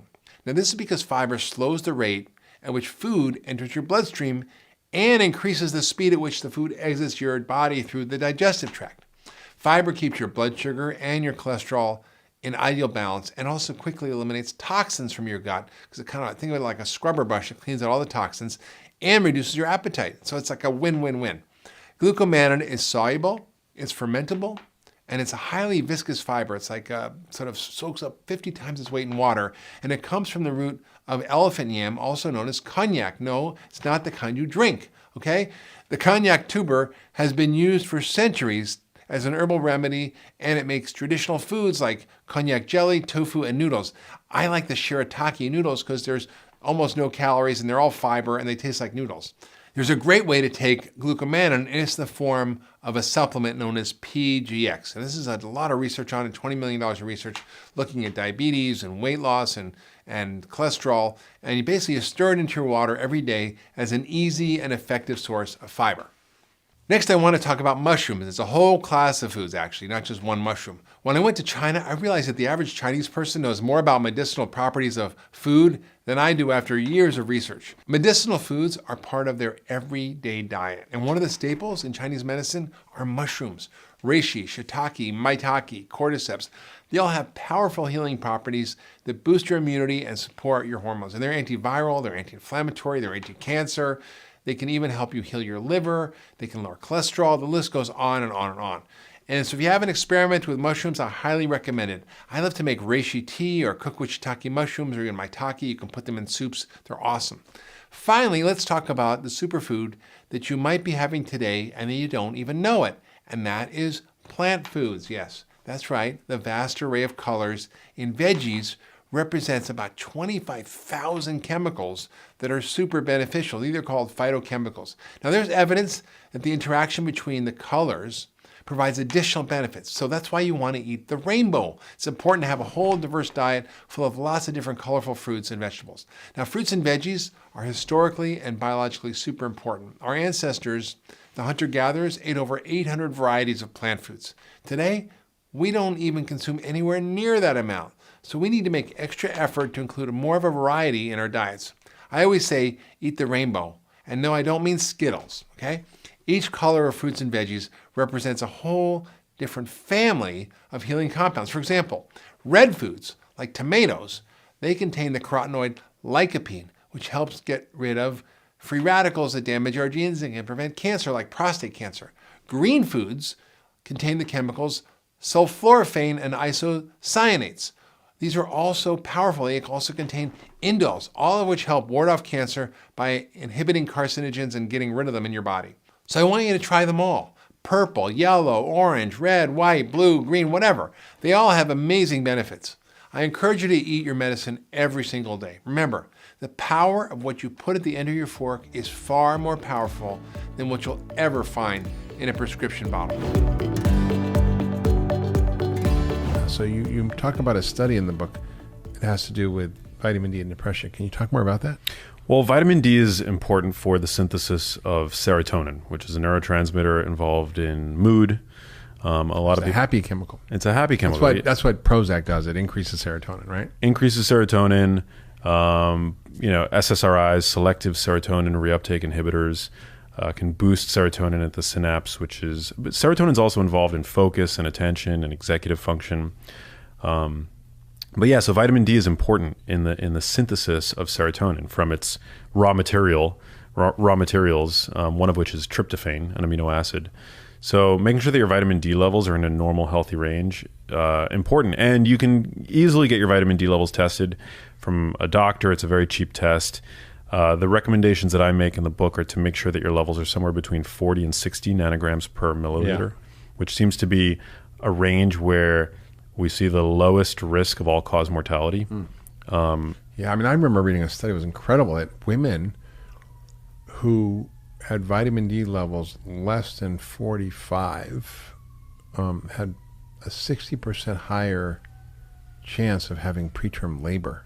And when you think of the cost of neonatal intensive care and taking care of preterm babies, it's staggering. And you're talking about pennies for a vitamin that can literally prevent preterm labor. So it's really connected to almost everything.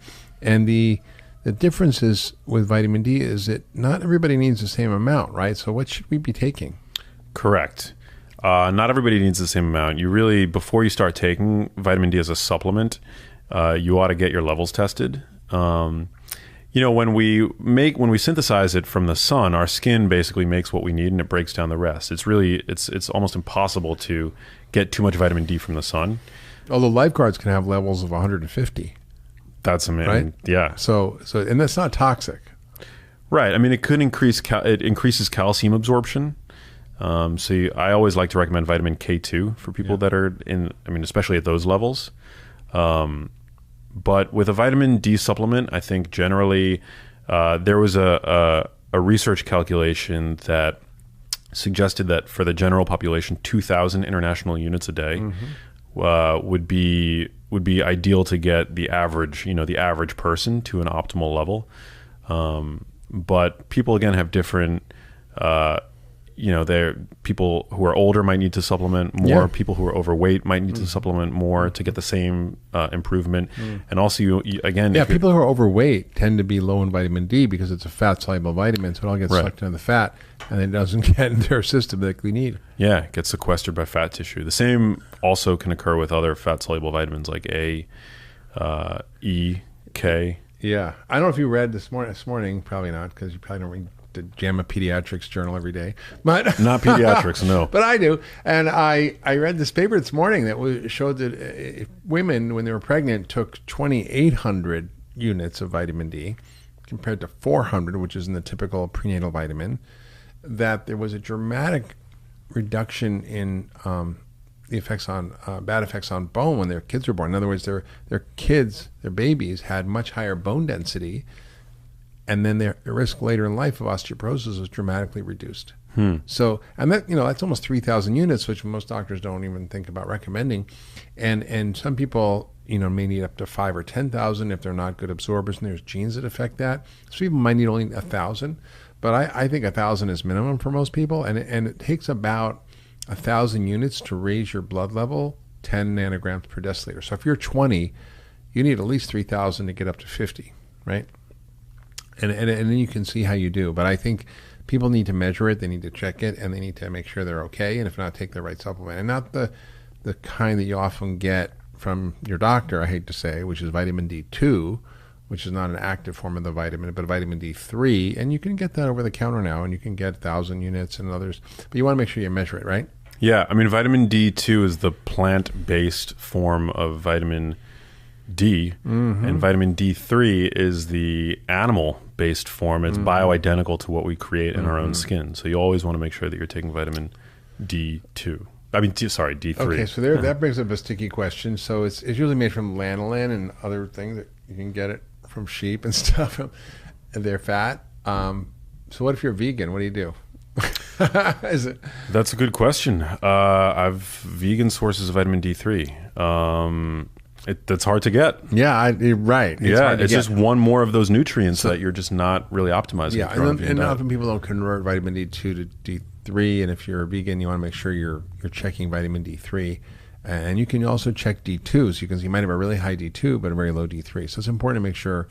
I once took care of this Hasidic rabbi, and he had a really bad thyroid problem. And I said, you really need to take this combination thyroid, but I don't know if it's okay. He's like, why? He said, well, it comes from pig. It's a whole thyroid extract from pig, and it's not kosher. He says, it's fine. As long as it's for your health, and as long as you're not eating it and it's a medicine, it's fine. So I thought that was very interesting perspective. I don't know. So, the other thing you talk about in your book, sort of connected to this whole circadian biology and how we can reset our clocks, is this idea of when we eat. Because we often focus on what we're eating, how much we're eating, but we really don't focus that much on when we're eating. And there's a lot of interesting research lately on the when, on fasting, intermittent fasting, time-restricted eating, all kinds of ideas that people are having that extend lifespan, that reduce the risk for many diseases. So tell us more about the importance of when. Yeah, well, it seems that there's this eating paradigm that's emerging in the literature, and it's being called early time-restricted feeding. So basically, eating an earlier dinner seems to be associated with improvements in blood pressure, in blood sugar, independent of weight loss. So a lot of people online will say that intermittent fasting is really only useful insofar as it has an ability to help us control the amount of calories that we consume. But it seems to be the case that by not eating too late at night, because as I mentioned, light is a major time setter that the brain uses to know what time of day it is and optimize its processes accordingly. But food is another time setter. And it's a time setter for the periphery, for the clocks that are in our metabolic organs, in the organs of digestion and what have you. And so eating too late at night might actually negatively affect things like blood pressure, blood sugar. So people like do intermittent fasting, or what we call time-restricted eating. They'll eat at noon and they'll eat to 8 at night. Is that a bad idea? Should it be more like 8 in the morning till 4 in the afternoon? I mean, that might be ideal. The issue is that we're not waking up with the sunrise and going to sleep with the sunset like our ancestors might have used to do. Yeah. We wake up a lot later. We go to sleep a lot later. So I think that to try to recreate the optimal eating paradigm for our, the bodies that we've inherited might be a futile effort. So the recommendations that I make are to not eat for an hour or two after you wake up. Especially if you wake up with an alarm clock, because the problem is a lot of people who wake up artificially with an alarm clock to wake up, get ready for work, their melatonin levels actually haven't properly. It's likely that their melatonin levels haven't come down. That's why they could be groggy when they wake up. Groggy, but also less insulin sensitive. So if you're drinking a glass of orange juice or eating a bran muffin or whatever, first thing in the morning. You probably shouldn't do anyway for breakfast, right? That's not a genius breakfast, right? Well, your listeners are savvy and they're not eating like that, right? But I hope you're not. But no, I mean that is a mechanism by which your blood sugar can stay abnormally high, whereas if you just perhaps are to wait an hour or and also a way that you can make sure that your melatonin levels have come down is again to get that bright light in through your eyes in the morning. So eat light for breakfast. Eat light for breakfast. Yeah, eat light, especially if you have to wake up early. And then to eat I would say that if you were going to eat a heavy meal, do it in the daytime and then eat a lighter dinner. Of course, you'll be wanting to take a siesta in the afternoon. Yeah. So the Spanish had it right. That's right. Yeah. But the thing is, I agree. I always said you shouldn't eat 3 hours before bed because your body's getting ready to repair and heal. And if it's digesting, it doesn't do such a good job. And if you want to gain weight, the best way to gain weight is night eating. It's the best way. Yeah, and it's not because, here's the thing. So like sometimes I have these confrontations with people in the fitness world who say, well, a bagel isn't magically going to be 200 calories at 8:01 p.m. If it's only 100 calories at 8 p.m. And that's true. The calorie content of food doesn't change, right, from one time to the next.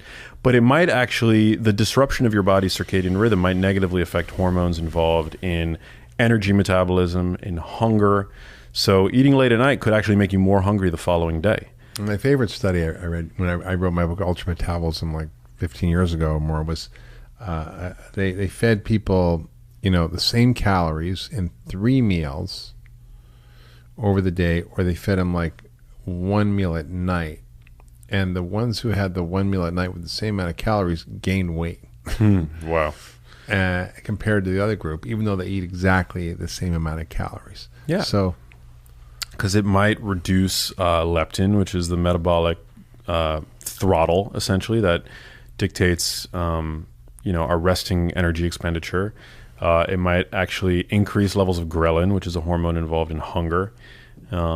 So these are all the indirect ways in which late night eating can actually make you gain weight. Whether or not and leptin also actually causes a reduction in inflammation. It's anti-inflammatory. Yeah. So the system that that we've inherited is very complex, but there's a great there's a great way of expressing it that I was able to glean from my interview with Sechin Panda, who's one of the leading experts on circadian biology.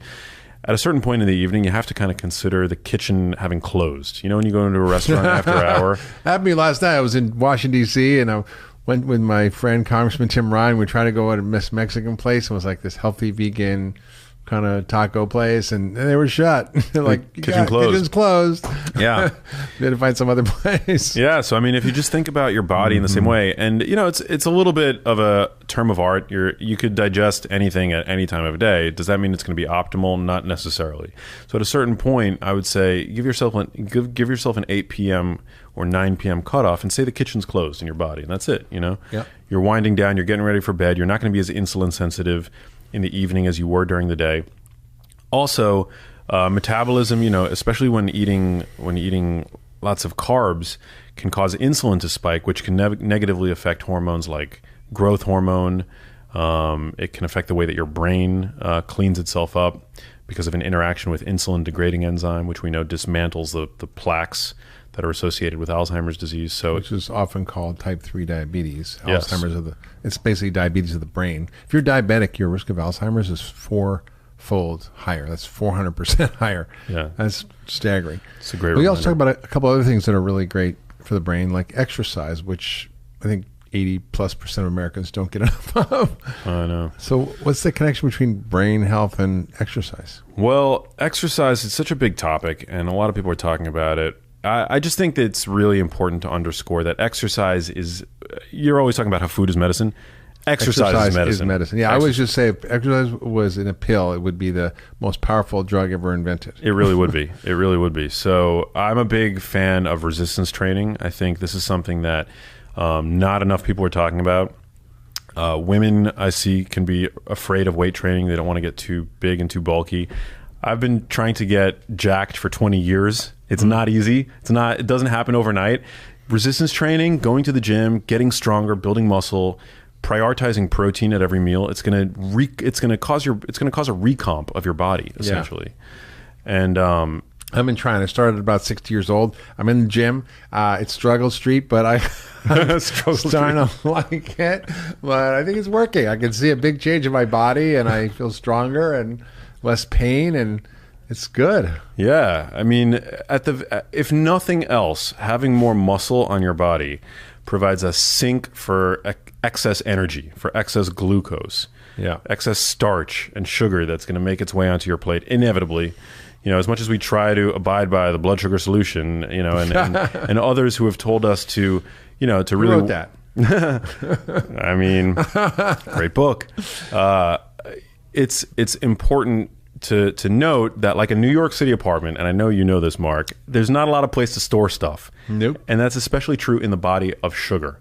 Yeah. We have very limited, there's very limited options in terms of where we can store the sugar that we consume. Muscle is one of those places.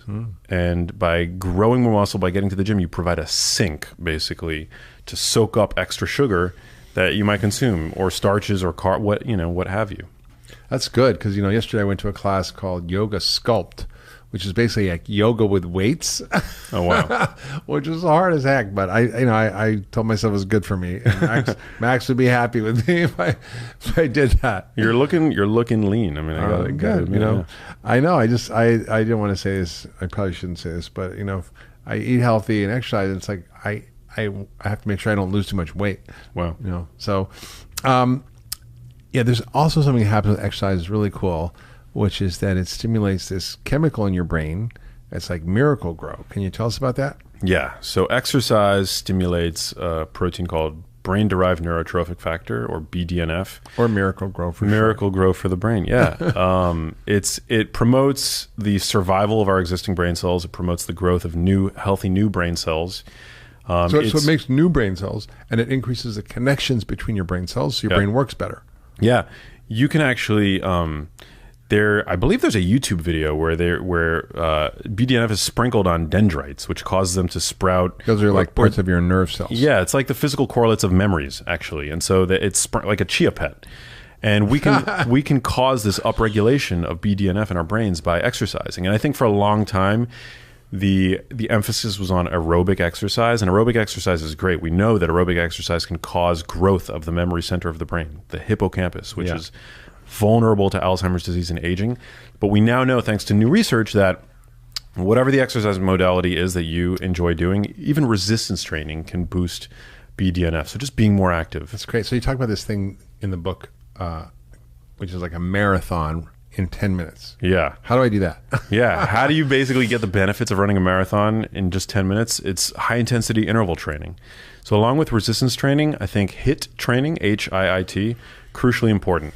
Which is basically exercising as hard as you can until you're about to throw up and then stopping. Is that it? Pretty much. But doing it, but here's like the good part. You only have to do it for a few seconds, like 10 to 20 to 30 seconds, pushing yourself to your max effort and then recuperating and then doing it again.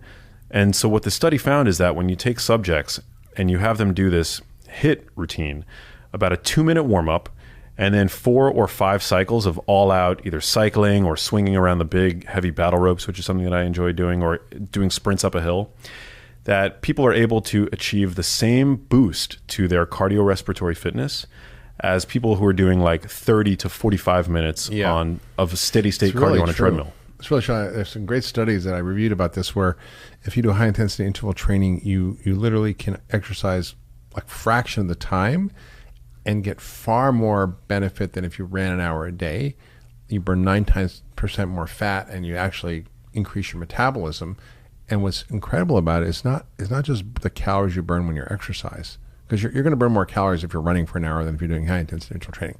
But it speeds up your metabolism so that when you're sitting down, or you're on your computer, or you're watching TV, or you're sleeping, you're burning more calories.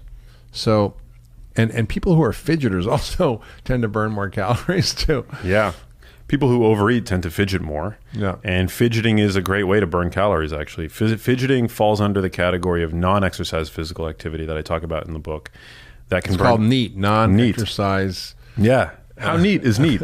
You could burn anywhere between 300 and 1,000 calories every day just with fidgeting, with chasing your cat around the living room. Yeah, I used to be that guy in medical school who kept knocking the kid in his seat in front of him. Yeah, I wasn't very popular, but I was always fidgeting. He probably loved you. But yeah, going back to high intensity interval training, what's amazing about it is it kind of does to your cells what calorie restriction does. And calorie restriction, we know, is one of the few ways of extending lifespan in smaller organisms, right? High intensity interval training, the way that it works is it creates a momentary energy crisis for your cells, where your cells basically say to one another, we've got to keep up or we're going to die. And what they do to keep up is they create healthy new mitochondria. Yeah. There's a process called mitophagy. It's sort of like autophagy, where old, worn out mitochondria that have become dysfunctional basically get gobbled up. Yeah. And this is one of the, mitochondria that don't function well is at the root of aging, at the root of neurodegenerative conditions. So by doing high intensity interval training, we basically get to, it's like the fountain of youth for our cells and our mitochondria.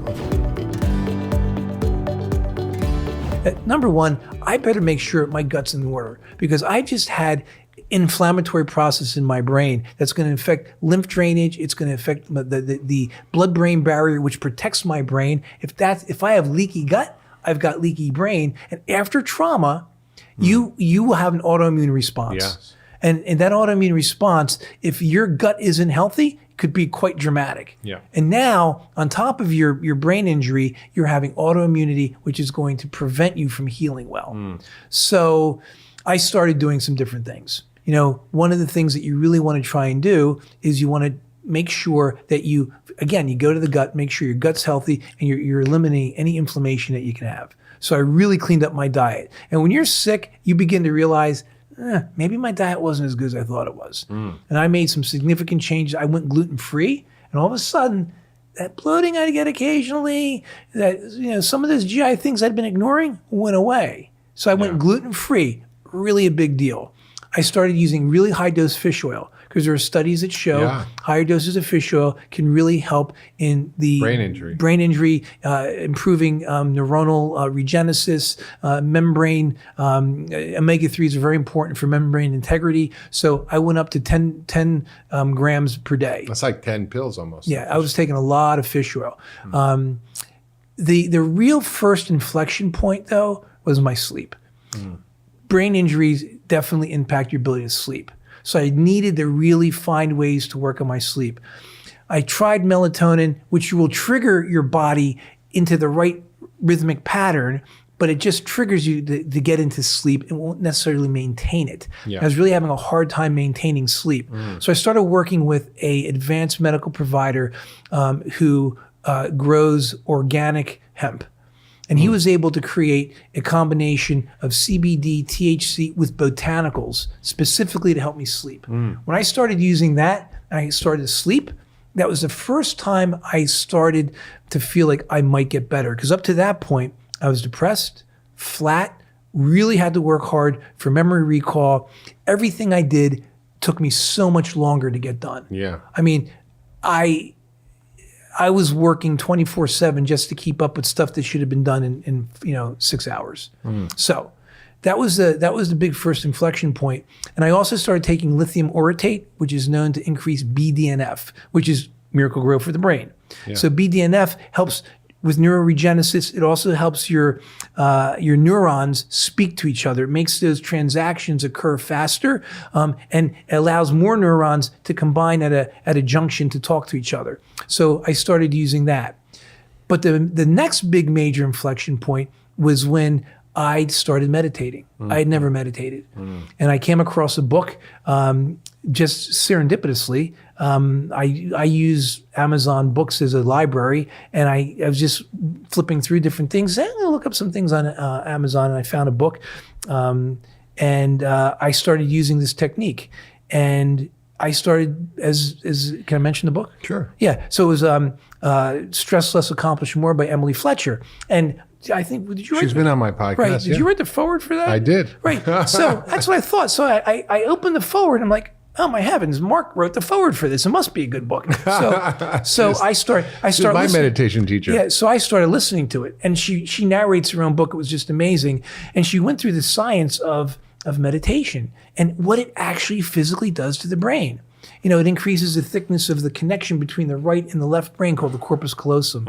It increases the size of your hippocampus. Decreases inflammation. Decreases inflammation. It decreases the size of your amygdala, giving you more control over your anger and frustration. When I started meditating, that was like a huge inflection point. My focus became clear. My worries, my negative self-talk resolved. I was able to take a huge step forward. And then it's not just for people with brain injury. No, it's for everybody. I we mean, all sort of have chronic brain injury from chronic stress. So Right. that as a way to actually. So it. there were things that I could actively do, but the critical pieces were get the sleep, get the nutrition in order, get the sleep in order. And then, I did things that were known to enhance healing. And I will say, and I will have to emphasize what you just said, meditation isn't just for injury. Meditation should be taught as part of basic life hygiene for your entire cooking and physiology. meditation. Yeah, it's huge. And then then I was able to have enough energy to start exercising, and so I started running. Running is probably of all the exercises increases BDNF, miracle growth for the brain, more than any other exercise. So running is not something I'd done for a long time, but my wife encouraged me to do it. And I've been running, and that is just really gives me a lot of mental clarity. So great. So- So, the truth is you can work. heal from brain injury. Absolutely. And I think, our traditional approaches are lacking. And Right. I think that's one of the things we do. And here. if I had known then what I know now, I would have forced myself to exercise earlier, because some new research has come out that says with brain injury, particularly concussion, don't wait to start exercising. Actually, when you start exercising sooner in modulated ways, you'll enhance recovery. Hey YouTube, if you like this video, you're going to love the next one. Click on it to check it out today. It's now clear that diet and particularly sugar-sweetened beverages kill more people than smoking, war, and terrorism combined. Well, experts are now saying that the leading cause of death worldwide can be traced to diet.